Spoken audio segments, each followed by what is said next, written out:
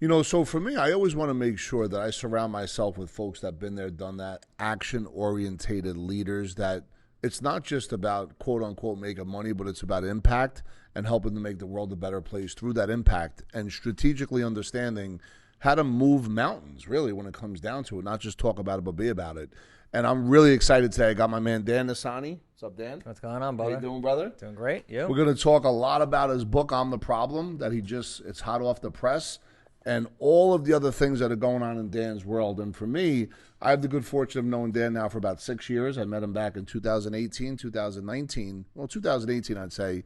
And we both were on the same path where we met each other not only in the Sean Callagher world, but also the Tony Robbins world. And quickly, as time went on, we formed a partnership together that has since been tremendous for both of us. It's not about that today, though. We're going to talk about Dan's journey on his growing up in Bayonne, New Jersey, just like me, by the way, but also where that led him in the world of business and finance, and eventually from New Jersey to Nevada, Las Vegas. Yep. And super excited to be spending this time with Dan, who is a partner, friend, and a brother, but I'm going to talk to him as if I just met him for the first time today. So that works. So my man, if we could talk a little bit about, where you're originally from. We know it's from Bayonne, but the early years growing up, what life was like.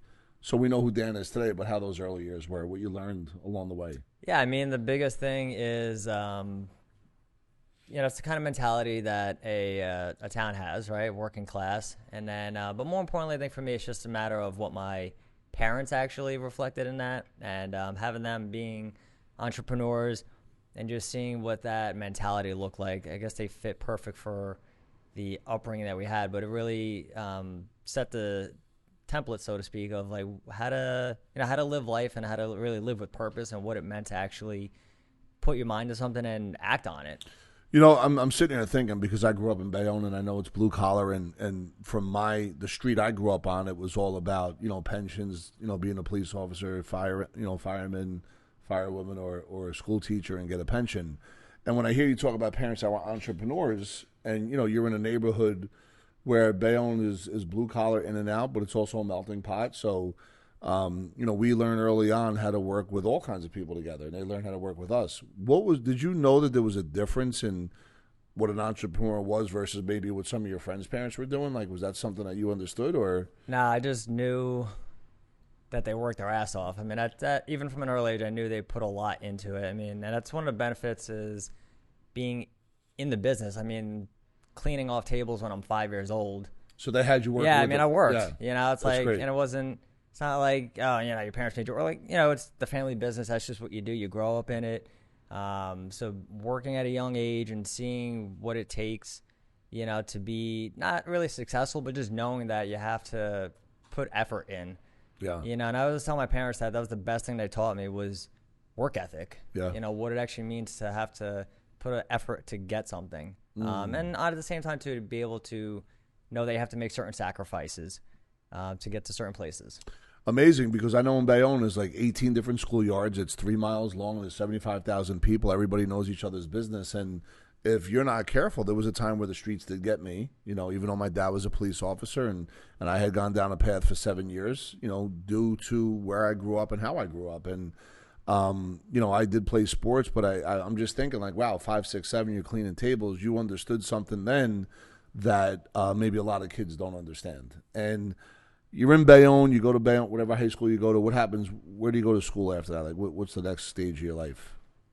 That's one of the things is when you're young, and I kind of look at younger people nowadays, and people kind of make some assessments that they don't have their life figured out. And it's just, it's so interesting because, how many of us knew what the hell you want to do with your life when you're 18 or 20 or whatever it may be. But, went to school for athletics and ended up just kind of getting more into a medical field, physical therapy. In college? Yeah. So it's just, I thought business was for me, and thankfully I had a nice conversation with my brother who he just kind of helped me get some clarity on what where I thought I could fit better. Yeah.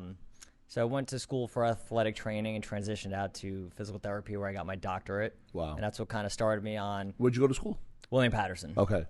Yeah, small Great school place in New Jersey. Yeah, small school upstate New Jersey. Yeah. And So yeah, that's what got me going. So when you graduated, you kind of knew you were on a chiropractic path at that point at 22, 23? No, so I went to went for physical therapy, and then got my doctorate when I was 24, Okay.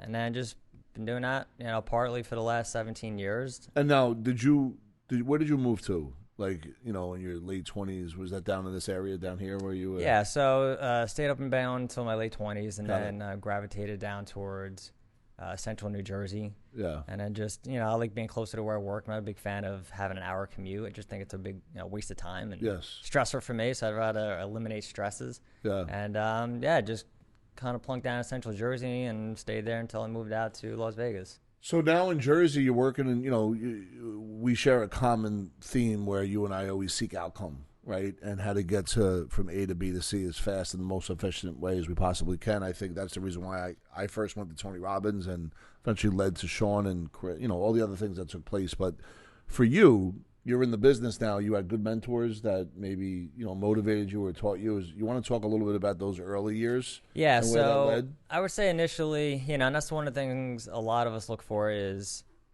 well, some of us look for some kind of leadership or mentoring, and some of us don't. And the ones that don't, you're missing out. So I'd say initially I had good people to kind of look at, weren't maybe the greatest mentors, however you want to define that. But I did get a rock solid mentor for sure that just got me more sense understanding of how to take accountability for my actions and just really identified something that I didn't see in myself, which I think is the whole point of a mentor, is to see something in people that they can't see themselves and help tap into that. And that was the best thing really that happened to me, because that's what really brought me down this whole pathway of just making progress and elevating and growing. So this mentor, what was it that made you start listening? Like, what did he do or she that really opened up your listening and started to pay attention? What did they have that you wanted? Doesn't even mean monetarily, just, in all aspects of life itself, emotional, physical, mental. The one thing I definitely understood when I was younger is to see people who have success and to try to learn what they did. Got it. Right? Because it's just they said they made the mistakes. And I'm not a big fan of purposely making mistakes. I make enough by accident that I don't need to make some on purpose. So if I can avoid it by following somebody else's pathway, that's what I figured out would be the best thing for me to do. But it wasn't what I was seeking in them. It was just more so what I got from myself. And what I mean by that is that person brought out a lot of confidence in me that I didn't have. Yeah. You And know, what was it they did, though? Like, this is interesting. I want to stay with that a little bit. Yeah, it's just, being able to identify what you're actually great at. And I think a lot of us go through life thinking that we don't really have much to bring to the table, and that we take the things that we're naturally good at and just take it for granted. Minimize it. Yeah, and it's just, this is what I should be doing, and not realizing that a lot of people in the same situation and they don't do those things. So it was a matter of really just helping me understand all the good and all the great that I was doing. And what was your superpower that you were hiding from the world that you've now stepped into? Initially, being that I was in healthcare and I was treating patients, it was just the work ethic I had towards getting them. So going back to the work ethic I got from my parents, I took that same effort to what I did with patients. And, you're in healthcare, so you assume that everybody in that space has the same kind of mentality, same, work ethic, and it's not true. Yeah. But not being able to understand that, just, again, taking what I was doing and minimizing it, and having this individual sitting down for me and helping me see what I was actually doing and how much I was actually helping people. And, by identifying that, that's what actually helped me start understanding the value that I was bringing to just people, not just a company or myself. And it was through understanding that actually really started boosting my confidence. That's a great, Dan, could we just stop? I just want to play with something because, I remember I studied for my Series 7 to work on Wall Street to make money, right? You went to school, right? You got your doctorate and you were in healthcare to help people. But somewhere there's a money thing. When was it where you really did transition from truly helping people, but having to do work ethic to get to those people that needed your help, because they don't just show up at the front door. You have to create a system for that. And then being able to remove the emotional attachment to money into growing into a business that's truly helping people so they can live a happy life. Yeah. So the one thing I feel that a lot of people lose sight on is customer service. Yeah. And that's just any industry you're in. I don't care if it's healthcare, marketing, whatever it is. It's about serving other people to a very high level. And I feel like a lot of people either lose sight of that or just don't think it's that important. And healthcare is especially a field where people, you know, they're going to come to me because they need the help. But that doesn't mean you can't over-deliver. Yeah. You know, and so when you're looking at what was the system or what was the way to do really well, it's just a matter of giving a lot. It's not giving, you know, things away for free, but just putting a lot of effort into it and really making it about the person, you know, customizing treatments and making things individualized and tailored. And that's just, again, that's what you see in business. The companies that can tailor treatments or tailor their product for the person or for the company do best versus the ones that just, here you go, everybody gets the same thing. Doesn't really work out so well. So in that industry, if you look at the competitors to where you were coming up that didn't do what you just said, what happened to those businesses? That's the thing. They do well, you know, but numbers can be very deceptive. Yeah. So you can look at a profit and loss and say, we did amazing. But the way I look at it is if you made maybe $10 million in a year, but you should have made 12, is it really that amazing? Or is it going to be a little upsetting if you found out you lost $2 million or you couldn't make two more because you didn't have systems in place or a service in place that made people keep coming back? Yeah. You know, and that's really, I didn't do so great back in the day in terms of marketing and going out and meeting people. Just, again, like some of that confidence was still like playing a little bit of a role in my ability to interact with people. Yeah. So I made sure that once I had got people through the door, I crushed it with them. And that it was all you mean about one-on-one? them. Yeah. It was you just, gave them that love. Again, it took a very customer service approach to it. Yeah. And that's what actually turned it on in my brain about the business aspect, which is it's all the same in the sense of how you treat people. Yeah. And that it's all about how do you, again, retention, how do you get them coming back? How do you get them telling people to go see you? I mean, that's really how you can grow a business without having to put a lot of dollars into marketing. It's just getting people to come back. So if you could talk to the version of you that started 10, 15, whenever that was, I don't know how long it was, but go back in time right now and let him know that this is you later on in life, what would you say to start today to do now?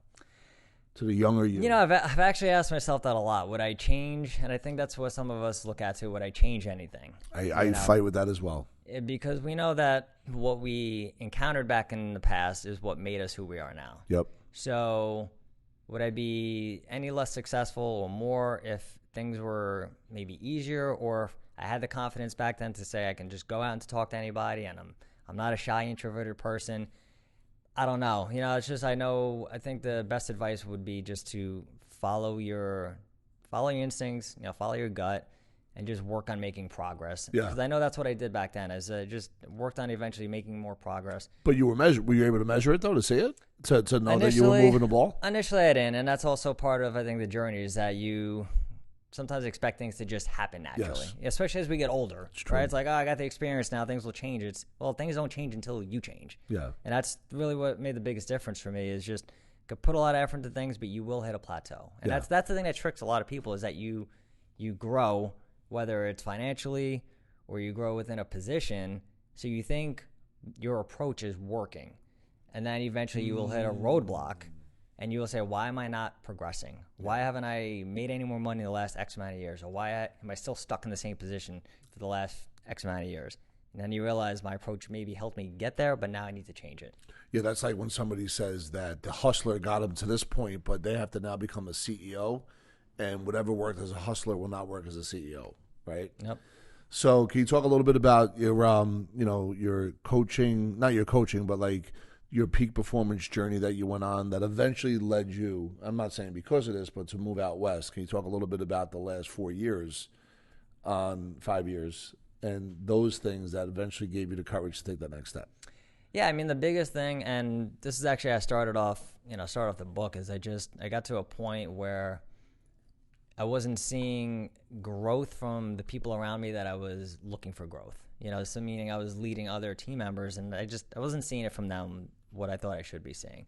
What was when you think of it now? What was the challenge? Oh, well, I mean, it was definitely me. Okay, got it. There's a reason I called my book "I'm the Problem." Yeah, it's like I'm the problem. It really was me. I was the issue, and it's very easy to blame others. Yeah. Right? Or you see a lack of growth, and you say, "Why aren't they getting it?" And I ask myself that a lot. But at some point, you got to ask yourself, "Is it you?" Yeah, I mean, 3 days ago, I quit Epic for like 2 hours. You know what I mean? There you go. But I was the problem. You were the problem. So the biggest thing was realizing that what am I doing or what am I not doing that's leading to a lack of growth? So the biggest thing for me, like you asked about the journey, is actually that's what started the book. Was I was at a Tony Robbins event. Love it. Which one? Do you remember? It was Day with Destiny. Yep. And if you've ever gone to an event like that, you're surrounded by thousands of people that are just like you. That have a great mindset. Crazier. And there's a lot of excitement. There's definitely a lot of love. Keep your checkbook in your pocket during those 4 days, though, because the excitement is so real, you'll give the house away. Yeah. That's my advice. Or you quit your job, or you'll do something bold. That's for sure. Don't quit your job when you go to a Tony event. There was just a moment where it was 5,000 people. No, it's 5,000 people celebrating, breakthrough. Yeah. And it's an environment that it really does promote a lot of togetherness and love and advancements. And no question. There was a moment where that was going on, and I felt none of that. And it was I never really understood how people can describe feeling lonely in a group, and I felt that at that moment. I know that feels like. I felt that there was something about me that was repelling people. Yeah. And that's when I know it was like something needs to change. I was like, it's definitely me. I was like, it's not the people around me, it's me. Yeah. And that's what really started me on the journey to just kind of do a reset, and it really speaks to what a lot of us could benefit from, which is just self-reflection. Was that during when we first met, or was it after that? Because there was a couple of Day with Destinies. It was actually it was that event. So it was before Beverly Hills. Yeah. Wow. I remember that. I remember you walking up. That's when Sean fell off the chair and he got mad at me that I helped him because he didn't want no one to know that he couldn't stand on the chair without And he didn't need my help either, by the way. But so it's just being able to look within and just really take stock of your life. Wow. And, and again, it's very easy. That's the easiest thing to do is just blame other people. That's right. The hardest thing is to not just take the responsibility and accountability, but actually start putting some action into place to improve yourself. So that's December 2018. Yep. Because I know I was at that event. So 19, 20, 21, what happens? I mean, we know about COVID, but what happens during this journey? It's just a lot of work on myself. Yeah. And for somebody in a leadership position, I find that we sometimes work on ourselves the least amount because there's a sense of guilt that you feel that if I'm spending time on myself away from the team, how am I helping them? But you have to help yourself before you can help other people. That's right. So there's a lot of time spent on just asking myself a lot of questions, figuring out what I can do things better, how I can, more importantly, coming out of that Day with Destiny, I made one singular action and choice, which was connect better with the team. Because I realized there was people I was working with for years, and I knew almost nothing about them. It was just embarrassing. Yeah. So it's just a matter of connecting with the team and really building not just a rapport, because we talk about building rapport a lot of times, but really being a leader. The one lesson I had gotten in the past that didn't really serve me was that there should be a barrier between you and the people that you're leading, that you should never be on the same level. And that I don't agree with that. No, I didn't. I know what you mean by that. And I when I was younger, I kind of rationalized it. Doesn't make sense to me. I was like, all right, I get it. You don't want to be friends. They take advantage of it. But going through that process of all right, that is not where I need to be at.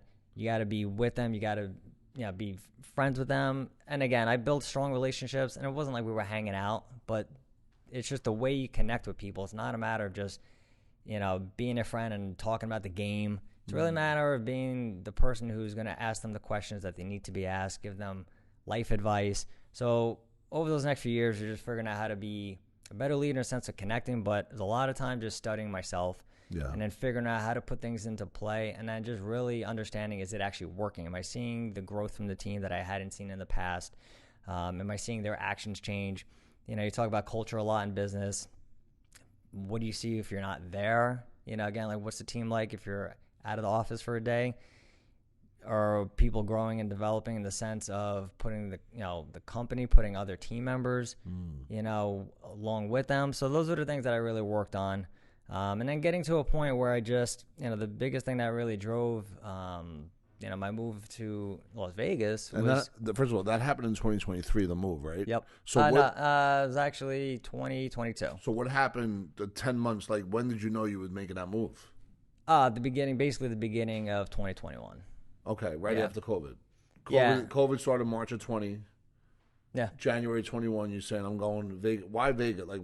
Why Vegas? Yeah, so the biggest thing I would say, the biggest reason I moved, and I feel this is very important for a lot of people, is just I plateaued. So there was nothing else for me to do in the company. So even though I was at a very high position, and I was providing a lot of value, there was no more growth for me. But you're still at the company to this day, right? Still helping him out, yeah. I should say, so he didn't quit his day job and move to Vegas, just so we're clear. He worked on all these different things to make himself a better version and realized that he could still work there remotely on some level while Correct. building out a whole another system and a process on the other side of the country. That's correct. So be responsible. yes, Yeah. 100%. But yeah, had a bit of a plateau. Figured it was a good move. Vegas itself, it's just a you got the things such as the weather. I mean, that's a nice plus, but I do look at things very analytically when I'm making a decision. It's not easy just to say, hey, I'm going to move 2,500 miles away from my family where I have no family. And your wife's family. Yeah, so it's just the two of us. But when you're looking at economic factors, no state income tax, property taxes are a lot lower. But then more importantly, see what the trend looks like, where a lot of people are moving there. I looked at a lot of conferences and businesses that are moving there. So I looked at it as that it would be a good life, but business opportunity as well. Sounds like he's going to live to be about 150, folks, and he's plotting out the next 100 years. That's why he made the move out to Vegas. Yeah, that's the goal for sure. Is it better breathing out there? Or is that it's it's different. Science? Yeah, I mean, no, it's different. One of the concerns, you get wildflowers in California, but it really hasn't affected us. But it's been a really beautiful move. We love our life out there. It's amazing. I can tell you're always very calm every time we talk. So, you move out to Vegas, you make the leap. Yep. And then you decided then to write a book, yeah? Correct. Let's get into this. Let's talk about On the Problem. I love the title. Even as I go through what I'm going through in my world right now privately, this is like, hey, is the universe talking to Rob right now? Even though I knew he was working on this book for a long time, please, let's get into it. Yeah, so I mean, it's really just my whole developmental journey, understanding not necessarily from 15 years ago, but just from that moment at that Tony Robbins event and what I had to do going forward to not just build myself up, but build up a team. Yeah. And then more importantly, how to maintain and keep the team going. So I'm looking at last 4 or 5 years or so, essentially, of what did I do well? Because there were some things that I did do well. No, he did things very well, just so we're clear. Completely beating myself up, but it was being able to identify, looking back when I was writing the book, is what did I do to get where I was to where I am? And that was important for me because I know there's a lot of people in the same position where they get promoted to a leadership position. Yeah. Or if not promoted, they just kind of fall into it. And then they're like, what the hell do I do? I don't have the skills here. That's true. And being able to produce at a job at an entry level position and crush it does not mean you have the necessary skills to take that next leap. Hustler CEO. Yeah. Right? Yeah. You can be a hustler and do really well for the company that you're working with. And they use those metrics just as revenue as a way to say, well, let's make you a leader now. And then you're left wondering, what the hell do I do? I don't know how to connect with people. I don't know how, I did well because I just micromanaged the hell out of everything, but that's okay for me. Yeah. And that's what I did. So I knew that there was a lot of value there. But wait, hold on. That just made me think of something, because you get that hustler type, the guy or gal that's a revenue generator. Yep. The company's going to use you if you're not careful, right? So essentially, yep. If you're not with the right people. 100%. You know what I'm saying? So and I'm not saying you were with the right, I'm not saying that you weren't, but I'm just thinking out loud. Like, I remember there was a time on Wall Street, I opened up 3,000 accounts over the phone, and it was just about that. And even if they tried to move me up into another level of leadership, it was still, what could I do for them? Yeah. And there was no empowerment there. You know what I mean? And no one taught me how to be a leader. Yeah. I've always known that action and results, to me, are the two metrics of leadership. They're undeniable any way you slice it. But that's, as an individual performer, it's really about how do you scale and work on that in the business. And I think that's kind of what you're talking about. You're doing really well. How do you get other people to do really well? Yeah. So, and the way you did it solo is not going to be the same when you're doing it now with a group. Yeah. And that's what I actually had to learn. It's just what worked for me works for me. Yeah. It doesn't work for everybody else. Yeah. I just have a very different way of doing things. So if you highlight the book, what's in here? Like, what are some of the things that people are going to take away from this book? Ideally, it's just a way to go from having no leadership skills, which at least for me, I didn't really have much of any. Yeah. And I think it really lays out a good blueprint of how to do it step by step, because the challenge too is, how do you not inundate yourself? It's very easy. You can get 1,000 books, listen to a lot of podcasts, and you look at all the skills necessary to be a high-level leader, and you're just like, okay, how do I get all that in as quickly as I possibly can? And it's really have to master one thing before you can move on to the next. That's right. So it's very easy to say, I have to learn 20 skills. Let me work on them at the same time. And you just end up really going nowhere. You run east looking for a sunset. Yeah. So that was the one thing I really made sure I did was I just identified one thing at a time that I can do, master the hell out of it, and then move on to the next. Got it. And that's where I kept reevaluating my leadership game plan was, okay, I'm really good at this now. What do I need to do next? What do I need to do next? So while in Vegas now, over the last 2 years, have you been attending all these different conferences, and have you learned some things that, that I didn't know the version of you 2 years ago that you'd want to share? I mean, the biggest thing is just the dynamic shift that you see at work. And what I mean by that is we all know that there's a lot of challenges with different age brackets. Yeah. So Generation Z is a challenge for some employers, and it's been, for me at least, figuring out how do I actually work with them? How do I identify what they're looking to accomplish? Yep. And how do I communicate with them? Because in reality, they're not going away. I know for some of us who are older, you just say, well, just won't hire them. They're becoming the biggest workforce. I want to learn how to communicate with my 12, soon to be 13-year-old daughter. That's, Hey, Reese. Yeah, so you have to learn how to adapt. You have to learn, doesn't mean you change your standards or your values. And I feel like that's a lot of companies, they get confused. They hire these younger individuals, and then they want to maybe change how they treat their standards or they treat their values. And the standards and values stay the same. Yeah.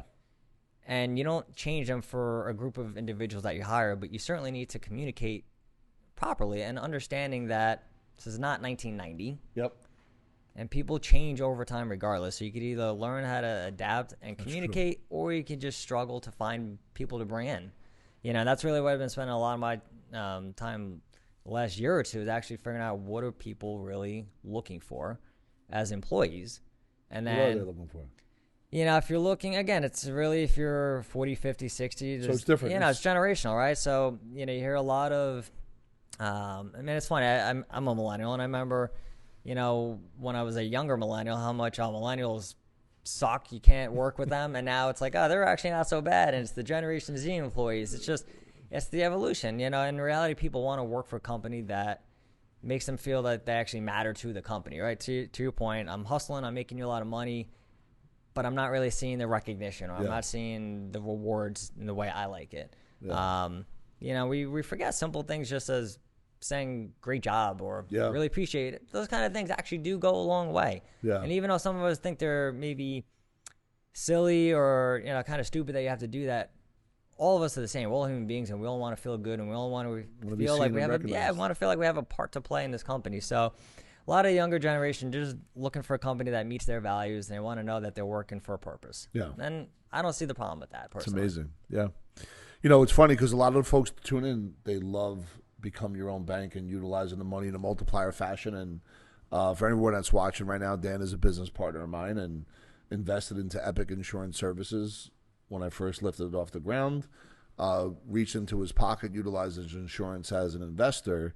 And, for folks that are trying to build businesses, and I'm going to ask Dan this question, you may have capital, you may have access to money, you may have money you want to deploy outside of just normal S&P and other investments. And there's opportunities in alternatives to invest with folks that, maybe have a business that could do something special. Now, I don't know what Dan's calculation was. Dan almost, through Pat, really kind of approached me on it more than anything else initially. And, I always warn anybody out there, if you got 300, 400, 500 grand, don't take 50, 80, 90% of it and put it into an alternative when there's a guy on stage telling you how good this company is that he actually owns, right? You got to be careful of that. We know that Ray Dalio talks about, 18 different asset classes, alternatives or private equity, we could call it in the situation, whatever you want to call it. But Dan, you took a shot on Epic, actually re-upped again this past December. But can you talk a little bit about the mindset then? This was 2019, I believe, right? When you took that shot, and what about that? What was your calculation for any folks that are watching right now, just in their own world? What was your calculation to step in? And you stepped in a very big way to make that decision. Yeah, I mean, I'm interested. I would say the biggest thing outside there, you have to be able to you have to take a risk. I mean, there's just things in life that if you want a certain life, not a lifestyle, but if you want a certain life, you're going to have to take some risks, take some action, and you have to understand you're probably, if you take enough of them, you're gonna miss, you're gonna fail. So the biggest thing is understanding when we talk about diversifying assets or revenue streams and this and that. Some of the advice is just so stupid, but in reality, because you have people who are just starting out, and they're like, I gotta get 7 different revenue streams instead of just focusing on the one thing that's gonna get them started off really well. But from the standpoint of just investing, you have to be smart about it. Yep. You have to run your numbers like anything else. There's going to be some things that you probably have to take a leap of faith on. Yep. And I think that's part of it, is just knowing that, I mean, it's no different in real estate. You look at the numbers, you can make all the projections, and just like that, the market can change and now you're screwed. Yeah. So there's always a risk with everything that we do. Yeah. And if people go into trying to mitigate every single risk, then you just might as well never leave your house. Yeah. But you did this and then COVID happened. Yeah. That must have been a scary time. No. Okay. I think it's one of those things that you do the math, figure out if you make an investment, how long is it going to take to kind of get your money back and start making money. But good question. Did you invest in the brain trust? Did you invest in the industry? When you made the investment, what made you want to do it in the end? What made you say, you know what, this is worth the risk? You got to look at the people, number one. And then number two, you should probably know something about where you put in money, right? Yeah. So if you're, nothing about crypto, probably not a good idea to invest $100,000 into crypto. Don't do it. But if you know and you feel like you're an expert, then you do it. And you still go into knowing you could lose all of it. Yeah. And that's just, again, any investment. You mentioned S&P. Yeah. Stock market's the same thing. You could invest, January of 2022. Yep. And then you could have lost, whatever the percentage was, 40%. Yep. And think you made the worst decision in your life. Because of that time. Yeah. Yeah. So it's just one of those things that you have to, if you're investing for the short game, then don't invest. Yeah. Because nothing is that quick thing. And that's what we're all looking for, is that quick hitter, that instant gratification. Yeah. But if you're playing the long game, which is what you did. Yeah. And this is what I was mentioning before about the expectations that we have about being 18 and 19 and having your life figured out. Now you have people who are 25 or 30 saying, well, I'm not where I want to be, so life is over. Yeah.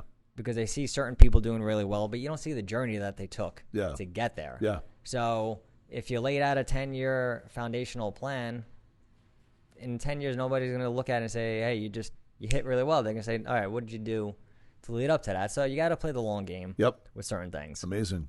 Thank you for sharing that.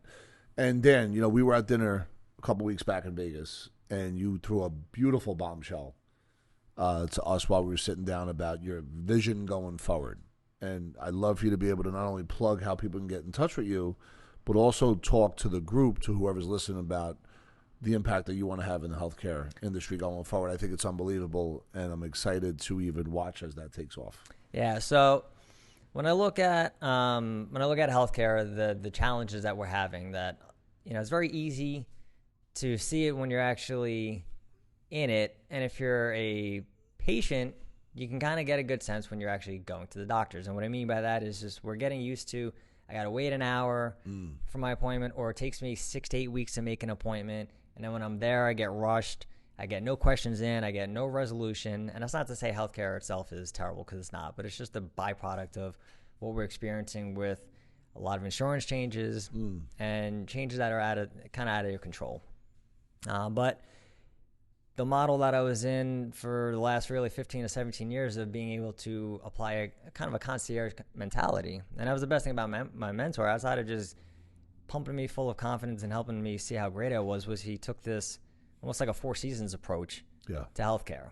And that was hard for me to understand at the beginning. And a lot of folks don't do that, correct? None of them really do. If you're doing it, it's maybe like a wellness, something along those lines. But traditional healthcare does not work like that at all. Got it. And that's what made it so great. So it's just being able to apply that mentality.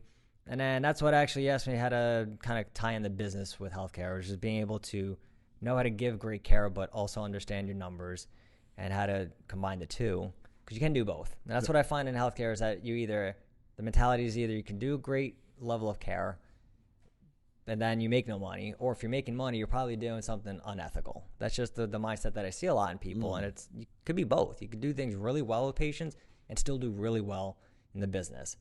And what I'm doing currently as I'm going into a healthcare consulting is to be able to help other clinics see how they could do that.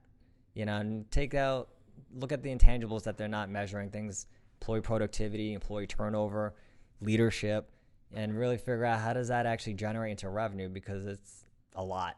And the amount of money that companies lose every year just by not focusing on some simple things like training their staff. And you had mentioned how when you were put in a position, there was no training at all. Mm-mm.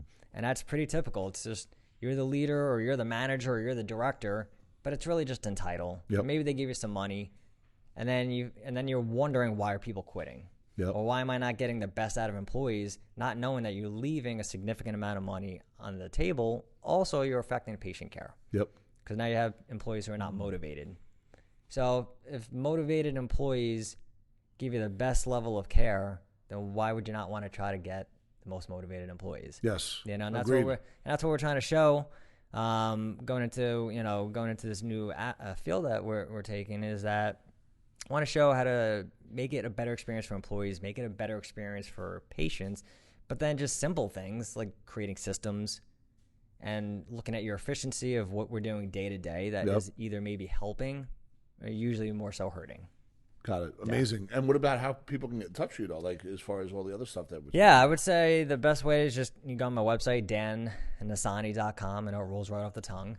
NEISSANY.com, Dan Neissany. Dan Neissany. And social media, LinkedIn, Instagram, Facebook, Twitter. Yeah, always. You could put questions below if you like the video. Definitely ask questions. If you want Dan's direct number, I could provide it for you. Love to be able to do that. Dan is a guy that is just on a massive run going. You could tell not only what he's done has been incredible, but where he's headed is definitely mind-boggling. And I'm just trying to get my mind wrapped around it when we talked about it the other day. But Dan, thanks for coming in. Is there anything that you wanted to cover that I didn't get into? No, I mean, there's two things. I think shameless plug. I mean, I have a course on leadership as well. Let's so you go on the website. Course. Yeah, so you go on the website, check out the course. It's all for people who are in that position of being promoted and don't have the necessary skills. Okay, so check it out. So if you are getting promoted, folks, and let's say they have a cookie cutter playbook on what you're supposed to do, I think Dan has an innovative course that allows you, no matter what industry, this kind of goes back to mindset more than anything else, I would suspect, right? And we talk about like how to motivate people in a way that is just, non-traditional, what everybody else is taught. So if you could get into that course a little bit, that'd be great. I mean, it's really, so takeaway, leadership starts with you. Again, hence why I call my book I'm the Problem. So leadership has to start with your own development first. So it's understanding, what are you good at? What are you not so great at? And not just focusing on things that we're not great at. It's also understanding, what am I really good at I can make outstanding? So you have to start with yourself. Know why you got into the position to begin with. Because there's a lot of people who say, I want to be a leader, or I want to be a director or manager. And then you ask them why, and they give you a blank look. Or it's more money. And that's definitely not the reason why to do it. Yeah. That is the worst reason. Yeah. So if you're not doing it for the right reason, don't do it. Yeah. And just find a company that'll pay you more. So it's helping people understand how to know what their real purpose is, what their why is, know what the real major characteristics of leaders and how to build those skills up. I love it. And then understanding how to actually build a great culture and how to make employees more resilient, which is something that, we're talking a lot about in business, but it's how do you not crumble with the slightest stress? Yeah. How do you learn to just take what comes at you, which is life. Can't plan for life, so you have to understand, how do I take my punches and keep moving on? How do I get setbacks or failures and not let it ruin me? It's taking those lessons. That's what I put into the course, so we can work on building up the leaders and then helping them understand how to build up their teams. Yeah. Amazing. Well, and how do they find that again? What was that? That's just, you can go right on my website at danneissany.com. And that's where they can buy the book too? So you can get the book there, the course, the strategy sessions with myself. Beautiful. And the strategy session is for free? Yeah. Awesome. So I would definitely take advantage of that. And, Dan, thank you so much for coming in the studio today, I appreciate you having me, man. Great to see you, man. You too. Any final messages? Take action, number one. So stop talking and start doing, and start with yourself. And start figuring out how you can help other people more than you can help yourself. take action, stop talking, start doing it, figure out how you can help other people instead of yourself. And by the way, that is a tremendous recipe for success. It's all about service and contribution with no expectation except for gratitude. Thank you so much, Dan. Love it. Excited. Can't wait to get into the book myself. Appreciate it, man. All right, brother. Good to be here. All right, bye-bye.